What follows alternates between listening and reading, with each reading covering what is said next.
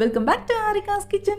Explore the foodie in you. சோறு கண்ட இடமே சொர்க்கம்னு சொல்ற nonveg lovers and seafood லவர்ஸ்க்கெல்லாம் இந்த ஃபிஷ் புலாவ் ஒரு செம்மையான ஒரு ட்ரீட்டா இருக்கும். இதுக்கு ஒரு 1/2 கிலோ மாவுலா மீன் எடுத்துக்கோங்க. இதுல 1 டீஸ்பூன் மஞ்சள் தூள் 1 டீஸ்பூன் உப்பு சேர்த்து நல்லா கலந்து விட்டுருங்க. மீனை எப்பவுமே மேரினேட் பண்ணி அதிக நேரம் வைக்கணும்னு அவசியம் இல்லை. ஜஸ்ட் விரவி அதை அப்படியே பொரிச்சிடலாம். இப்போ ஒரு தோசைக்கல்ல கடலை எண்ணெய் அல்லது தேங்காய் எண்ணெய் சேர்த்து ஒரு மீடியம் ஃப்ளேம்ல நல்லா ஹீட் ஆனதுக்கு அப்புறமா நம்ம மசாலா தடவி வச்சிருக்கிற மீனை அதுல வச்சு ஒவ்வொரு பக்கமும் ஜஸ்ட் ஒரு 2 மினிட்ஸ் மட்டும் குக் ஆகுற மாதிரி அதை ஃப்ரை பண்ணி எடுத்துக்கோங்க. எப்பவுமே ஃபிஷ் புலாவ் ஃபிஷ் பிரியாணி பண்ணும்போது அந்த மீனை வந்து ஒரு ஹாஃப் குக்லேயே நம்ம எடுத்துடணும். அதிக நேரம் ஃப்ரை பண்ணிட்டோம் அப்படின்னா மீன் வந்து கொஞ்சம் ட்ரையா அதோட மாய்ஸ்சர் எல்லாம் போய் கொஞ்சம் ஹார்ட் ஆயிடும். ஸோ எப்பவுமே ஃபிஷ் புலாவ் ஃபிஷ் பிரியாணி பண்ணும்போது ஒரு ஹாஃப் குக்டா ஒவ்வொரு பக்கமும் ஜஸ்ட் ஒரு 1 மினிட் 2 மினிட் மட்டும் ஃப்ரை பண்ணி அதை வந்து எடுத்துக்கோங்க. ஃபிஷ் புலாவ் ஃபிஷ் பிரியாணி பண்றதுக்கு மாவுலா தான் பண்ணணும்னு இல்லை. நீங்க எந்த ஒரு சதை பகுதி அதிகமா இருக்கிற மீனையும் பயன்படுத்தலாம். இந்த மீன் நல்லா ஃப்ரை ஆனதுக்கு அப்புறமா அப்படியே எடுத்து தனியா வச்சுக்கோங்க.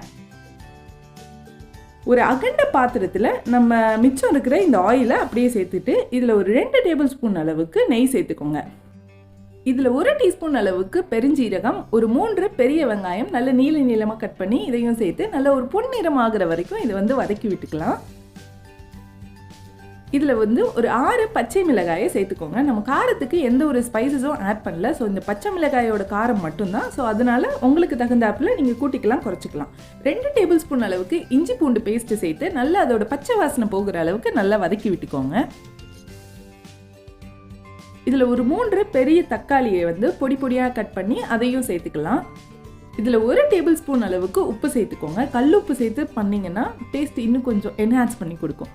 இதில் இந்த தக்காளியெல்லாம் நல்லா மசஞ்சு போகிற அளவுக்கு இந்த ஆயில் வந்து செப்பரேட் ஆகுற அளவுக்கு இதை வந்து நல்லா வதக்கி விட்டுக்கோங்க. இதில் ஒரு 3 கப் அளவுக்கு தேங்காய் பால் இதையும் சேர்த்துட்டு 1 கப் அளவுக்கு தண்ணி சேர்த்துக்கோங்க. இது கொஞ்சம் நல்லா ஹீட் ஆகட்டும். 2 கப் அளவுக்கு சீரக சம்பா அரிசி எடுத்து நல்லா கலைஞ்சிக்கோங்க. தேங்காய் பால் சேர்த்துருக்கிறதுனால இந்த தண்ணி வந்து கொதிக்கணும்னு அவசியம் இல்லை. ஜஸ்ட் ஹீட் ஆனால் போதும். எப்பவுமே ஞாபகம் வச்சுக்கோங்க, பாஸ்மதி ரைஸ் மாதிரி ஊற வச்சு பண்ணக்கூடாது. சீரக சம்பாவை எப்பவுமே கலைஞ்ச உடனேயே அடுப்பில் சேர்த்துடணும். இந்த ஸ்டேஜில் ஒரு 1/2 டீஸ்பூன் அளவுக்கு பட்டை கிராம்பு பொடி வந்து சேர்த்துக்கோங்க.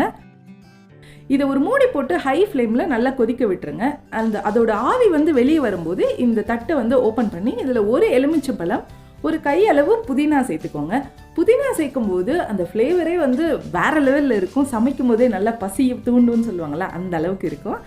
ஸோ இதில் நம்ம பொரிச்சு வச்சிருக்கிற இந்த மீனையும் அப்படியே சேர்த்துடலாம். மீனை எப்போவுமே அடியில் போகாத அளவுக்கு லைட்டாக அந்த மேட்டாப்பில் இருக்கிற மாதிரி பார்த்து அந்த மீனை எல்லாத்தையும் அதில் வச்சுக்கோங்க.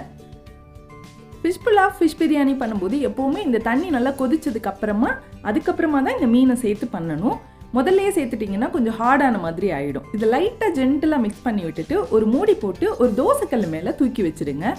இதுக்கு மேலேயும் ஒரு வெயிட் வச்சு லோ ஃப்ளேமில் 15 நிமிஷம் குக் பண்ணி எடுத்துட்டிங்கன்னா ஃபிஷ் புலாவ் சூப்பராக தயாராகிடும். இதுக்கு மேலே அந்த கோகோனட் லேயர் வந்து படிஞ்சிருக்கும். கரண்டியோட பேக் சைடை வச்சு நீங்கள் தண்ணி எதுவும் உள்ளே இல்லையான்னு செக் பண்ணிவிட்டு ஃப்ளேமை ஆஃப் பண்ணி 10 நிமிஷம் மூடி போட்டு அப்படியே வச்சுடுங்க. அதுக்கப்புறமா இதை வந்து ஓப்பன் பண்ணி லைட்டாக ஜென்டலாக அப்படியே கிளறி விடுங்க. மீன் எதுவும் உடையாமல் பார்த்துக்கோங்க. அகண்ட பாத்திரத்தில் பண்ணும்போது இந்த மாதிரி கிளறும் போது மீன் உடையாமல் இருக்கும். ஸோ அதனால அகண்ட பாத்திரம் யூஸ் பண்ணி ஃபிஷ் புலாவ் பண்ணுங்க. அவ்வளோதான். ரொம்ப டேஸ்டியான, ஈஸியான, ரொம்ப டெம்ப்டிங்கான ஒரு ரெசிபி. ரொம்பவே சூப்பராக இருக்கும். ஈஸியாக பண்ணிடலாம். ஸோ வீட்டில் இருக்கிற எல்லாருக்கும் கண்டிப்பாக இந்த மாதிரி டேஸ்டியான ஒரு புலாவ் பண்ணி கொடுங்க. எல்லாரும் ஜாலியாக என்ஜாய் பண்ணி சாப்பிடுவாங்க. கலர்ஃபுல்லாக சர்வ் பண்ணுங்கள். நீங்களும் கலர்ஃபுல்லாக இருங்க. Stay yummy. ஸோ இந்த வீடியோ உங்களுக்கு பிடிச்சிருந்ததுன்னா லைக் பண்ணுங்கள். உங்கள் ஃப்ரெண்ட்ஸ் அண்ட் ஃபேமிலிக்கு ஷேர் பண்ணுங்கள். மறக்காமல் ஆரிகாஸ் கிச்சன் சேனலுக்கு சப்ஸ்கிரைப் பண்ணிக்கோங்க. தேங்க்ஸ் ஃபார் வாட்சிங்.